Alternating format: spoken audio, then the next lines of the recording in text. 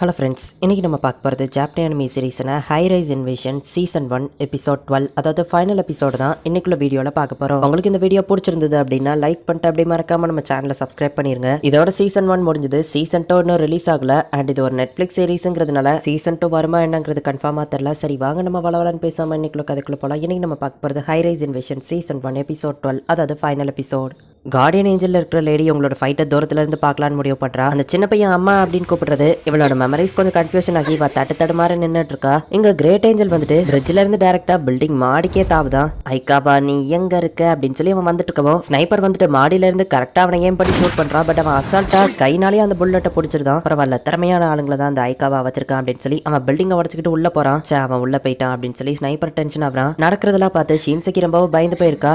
கோவான் உன் கையை கொடு, இதெல்லாம் பார்த்து நீ பயப்படாத, நான் உன்னை ப்ரொடெக்ட் பண்ணுவேன் அப்படின்னு சொல்லி அவன் சொல்றான். இதெல்லாம் பார்க்கும்போது எனக்கு ரொம்ப பயமா இருக்கு அப்படின்னு சொல்லி கோவான் அழுதுட்டு இருக்கா. சண்டை போடுறதுக்கு முன்னாடி சாப்பிட்டு கொஞ்சம் தெம்பா சண்டை போடுவோம் அப்படின்னு இந்த கிரேட் ஏஞ்சல் சாப்பிட்டுட்டு இருக்கான். ஆயன் ஃபாஸ்டா ஓடி வந்து அவன் கழுத்தை வெட்டுறான். வெட்டிட்டா அப்படின்னு பார்த்தா அவன் செம ஃபாஸ்டா மூவ் ஆகிட்டான். இவன் எவ்வளவுதான் ட்ரை பண்ணாலும் அவன் மேல ஒரு சின்ன ஸ்கிராச் கூட விழல. இவன் ரொம்பவே ஸ்ட்ராங்கா இருக்கான் அப்படின்னு அவன் யோசிக்கிறா. கெட்டவங்களை நான் என்னைக்குமே மன்னிக்க மாட்டேன் அப்படின்னு சொல்லி அவனோட இரும்புறாட வச்சு அவனோட கட்டானாவை துண்டா வெட்டிட்டான். அவளை அட்டாக் பண்ணலான்னு போறான். ஆனா அப்படியே நின்றுதான். என் பின்னாடி ஒரு பொண்ணு வந்து நிக்கிறா. முன்னாடி ஒரு ஆள் வந்துட்டு இருக்கான். வெள்ளை கோட்டு போட்டிருக்கான். நீ ஒரு ஈவில் மேட் சைட்டிஸ்ட் தானே அப்படின்னு சொல்லி அவன் கேட்கறான். இந்த சண்டையில நான் கலந்துக்கிடாம தப்பிச்சு போயிருந்திருக்கலாம். ஆனா ஒரு டாக்டரா உயிரை காப்பாற்ற வேண்டியது என்னோட கடமை. இதுல நான் மோதி பாத்திரலான்னு முடிவு பண்ணிட்டேன் அப்படின்னு சொல்லி அந்த டாக்டர் ரெடி ஆகிறான். ஜஸ்டிஸ்க்காக போராடுறா உங்களை மாதிரி ஈவில் ஆளுங்களை அழிப்பண்டா அப்படின்னு அந்த கிரேட் ஏஞ்சல் சொல்லவும் டாக்டர் அவன் பவரை யூஸ் பண்ணி ஒரு செகண்டுக்கு அவனை மூவ் பண்ண விடாம பண்றான். மயோவா ஆயானும் டக்குனு வந்து அவனை அட்டாக் பண்ண வராங்க. ஒரு செகண்ட் தான் டைம் இருக்கு. இவங்க அட்டாக் பண்றாங்க. பட் அதுக்குள்ள அவன் வேற இடத்துக்கு மூவ் ஆயிருக்கான். ஆனாலுமே கூட இவங்க அவனை வெட்டியிருக்காங்க. கொஞ்சம் மூச்சு வாங்கிடுறேன், இன்னொரு தடவை இதை பண்ணுவோம் அப்படின்னு அந்த டாக்டர் சொல்றான். ஸ்னைப்பர் ஷூட் பண்ண புல்லட்டை இவன் காலில் தான் வச்சிருக்கான். ஜஸ்ட் வரல வச்சே சொல்லி விடுறான். ஆயன் டக்குனு அதை தடுக்க ட்ரை பண்றான். பட் அந்த டாக்டரோட கழுத்துல அந்த புல்லட் இறங்கிடுது. ஆயன் நீ டாக்டரை கூட்டிட்டு போ, நான் இதை பாத்துக்கிட்டதா அப்படின்னு சொல்லி மயு சொல்றா. ஹே ப்ரோக்ராம், இவன் ரொம்ப ஸ்ட்ராங்கா இருக்கான். இவனை எப்படி தோக்கடிக்கிறதுன்னு தெரியுமா அப்படின்னு மயு கேட்கவும் இவனை தோக்கடிக்கிறதுக்கு ஒரு டூலை ஆக்டிவேட் பண்ணணும். பட் ஆனால் அதுக்கு கொஞ்சம் டைம் ஆகும் அப்படின்னு சொல்லி அந்த ப்ரோக்ராம் சொல்லுது. அது வரை நான் இவனை சமாளிச்சுக்கிட்டேன் அப்படின்னு சொல்லி மயு நினைக்கிறா. இவனை அட்டாக் பண்ணலாம் ரெடி ஆகிறதுக்குள்ள கண்ணு மிக்கிற கேப்ல பின்னாடி வந்து அட்டாக் பண்ண வரா. மயு செம ஃபாஸ்டா பின்னாடி மூவ் ஆகி தப்பிக்கிறா. ஆனா ஃபாஸ்டா பின்னாடி வந்ததுல செவத்துல போய் முட்டுறா. அவ காது அவளுக்கு சரியா கேட்கல. பட் அந்த ப்ரோக்ராம் வந்து அதை சரி பண்ணி விடுது.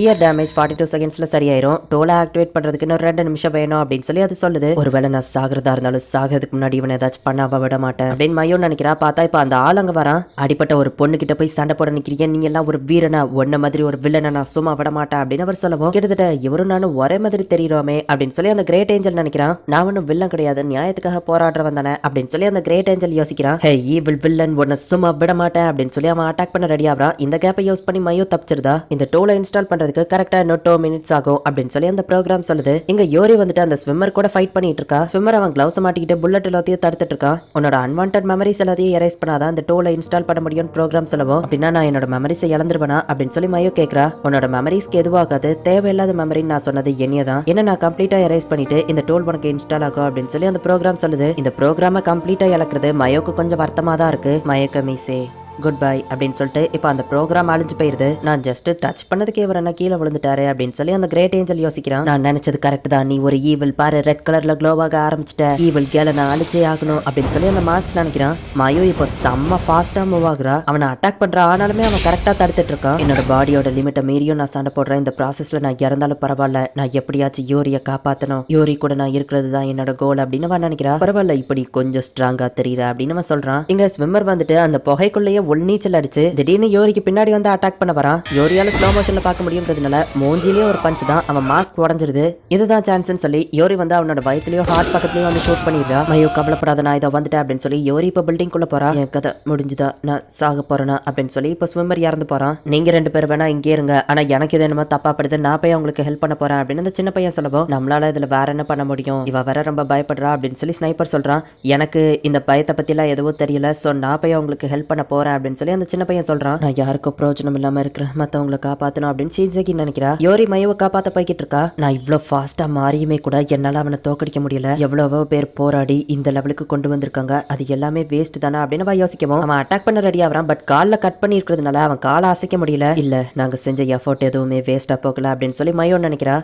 இது மிஸ்டர் ஸ்னைப்பரோட ஃபீலிங்ஸ், அவரோட ஃபீலிங்ஸ் என்னால புரிஞ்சுக்கிட முடியுது அப்படின்னு சொல்லி ஷின்செகி பாக்குறா. என்னாலும் சரி நான் கோவானை ப்ரொடெக்ட் பண்ணணும் அப்படின்னு சொல்லி ஸ்னைப்பர் நினைக்கிறது அவளுக்கு தெரியுது. மிஸ்டர் மாஸ்க் அப்படின்னு சொல்லி அவன் கூட கல்யாணம் நடக்கிற மாதிரி அவளே இமேஜின் பண்ணி யோசிச்சு பாக்குறா. இப்ப மையோ வந்து அவளோட கத்தி அப்படியே தூக்கி எறிறா. என்னோட ஹியரிங் எபிலிட்டி அதிகமா இருக்கிறதுனால இந்த வார்த்தையை நீங்க எங்க இருந்து சொன்னாலும் எனக்கு நல்லாவே கேட்கும் அப்படின்னு சொல்லி ஸ்னைப்பர் சொல்லியிருப்பான். மையோ ஓடி வந்து பில்டிங்க்கு வெளியே குதிச்சுட்டு இதுக்கு மேல என்னால முடியாது அப்படின்னு சொல்லி கத்திக்கிட்டே கீழே விழறா. இதுதான் அந்த signal, west side 7th window, இது உன்னால முடியுமா அப்படின்னு சொல்லி ஸ்னைப்பர் கேக்குறான். நான் இதை பாத்துக்கிட்டு ஷீன்சகி சொல்றா. மயோ சேஃபா பில்டிங்க்கு உள்ளதான் குதிச்சிருக்கா. ஷீன்சகி அவளோட ரயில் கன்னை யூஸ் பண்ணலான்னு முடிவு பண்ணிட்டா. ரொம்ப பவர்ஃபுல்லா இல்லாம கொஞ்சம் லோ பவர்ல வந்துட்டு கரெக்டா அவனை ஷூட் பண்றா. அந்த கிரேட் ஏஞ்சல் மேல கரெக்டா பட்டிருக்கு. பில்டிங்கே கொஞ்சம் ஓட்ட விழுந்துட்டு நான் இதை மாஸ்டர் கிட்ட ரிப்போர்ட் பண்ணி ஆகணும் அப்படின்னு சொல்லி அந்த லேடி அவளோட ஃபோன் எடுக்கவும் அவள் ஃபோனை பார்த்து ஸ்னைப்பர் ஷூட் பண்ணுறான். எங்க இருந்து அவன் ஷூட் பண்ணான்னு ஸ்னைப்பரை பார்க்கும்போது அவன் கூட இருக்கிற பையனையும் பார்க்குறா. அம்மா அப்படின்னு அவன் கூப்பிட்ட ஞாபகம் வருது. நல்லது, அவன் இங்க இருந்து கிளம்பிட்டா அப்படின்னு சொல்லி ஸ்னைப்பர் பார்க்குறான். கண்டிப்பா அவன் தப்பிச்சிருக்க மாட்டான்னு நினைக்கிறேன் ஷீன்சகி சொல்றா. இதுதான் அந்த ரயில் கண்ணோட பவர் அப்படின்னு மயு பார்க்கும்போது அந்த கிரேட் ஏஞ்சல் இன்னும் சாகாம உயிரோட தான் இருக்கிறான். இதுக்கு வாய்ப்பே இல்லை அப்படின்னு சொல்லி மயு ஷாக் ஆகுறா. அந்த பிளாஸ்டை நான் தடுத்திருந்தாலோ அதுல இருந்து அந்த ஷாக் என்னோட உடம்ப பாதிச்சிருச்சு. இதுக்கு மேல என்னால சண்டை போட முடியாது. ஆனா நான் போறதுக்கு முன்னாடி இவளை மட்டுமாச்சும் கொண்டணும் அப்படின்னு சொல்லி மயோவை அவன் அட்டாக் பண்ண போறான்.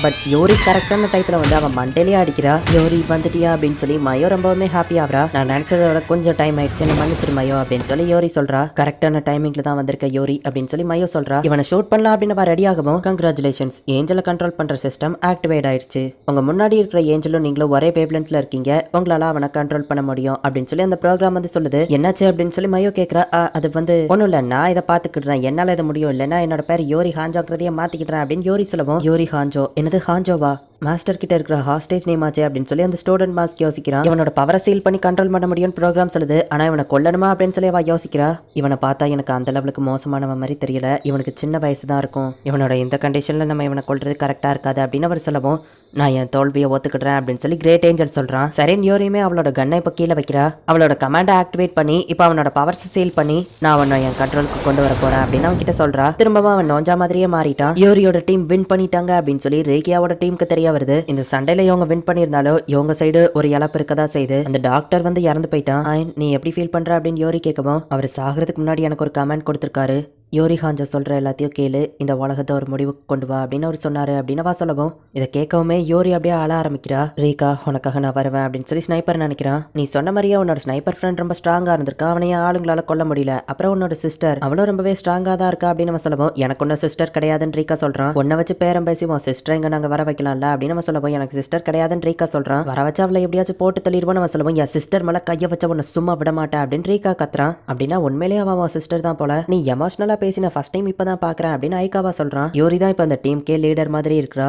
ரீகா நான் எப்படியாச்சும் உன்னை வந்து காப்பாற்றி நம்ம எல்லாருமே நம்மளோட வேர்ல்டுக்கு திரும்ப போவோம் அப்படின்னு சொல்லி யோரி நினைக்கிறா. இந்த இடத்துல இந்த எபிசோட் முடிஞ்சிடுச்சான்னு கேட்டா அதுதான் இல்ல, ஒரு என் கிரெடிட் சீன் வச்சிருக்காங்க. உன்னால அவங்களை எதுவும் பண்ண முடியாது அப்படின்னு ரீகா சொல்லவும் இதை பாரு அப்படின்னு சொல்லி ஐகாவா ஏதோ ஒரு கோடை காமிச்சு ரீகாவை கண்ட்ரோல் பண்றான். இல்ல அப்படின்னு ரீகா கத்துறான். இந்த இடத்துல இந்த எபிசோட் முடியுது. இது ஒரு நெட்ஃபிளிக்ஸ் சீரிஸ் அப்படிங்கிறதுனால கன்ஃபார்மா சீசன் 2 வருமா என்ன அப்படிங்கிறது நமக்கு தெரியல. சீசன் 2 வந்துச்சு அப்படின்னா கண்டிப்பா நான் அதை தமிழ் டப் பண்ணி போடுறேன். இந்த அனிமே எப்படி இருந்துச்சு, உங்களுக்கு பிடிச்சிருந்ததா அப்படிங்கறத முடிஞ்சா கமெண்ட்ல சொல்லுங்க. அண்ட் உங்களுக்கு இந்த வீடியோ பிடிச்சிருந்தது அப்படின்னா லைக் பண்ணிட்டு அப்படி மறக்காம நம்ம சேனலை சப்ஸ்கிரைப் பண்ணிருங்க. தேங்க்யூ ஃபார் வாட்சிங். பாய் गाइस. இன்னொரு புது அனிமேல ஃபர்ஸ்ட் எபிசோட்ல மீட் பண்ணலாம்.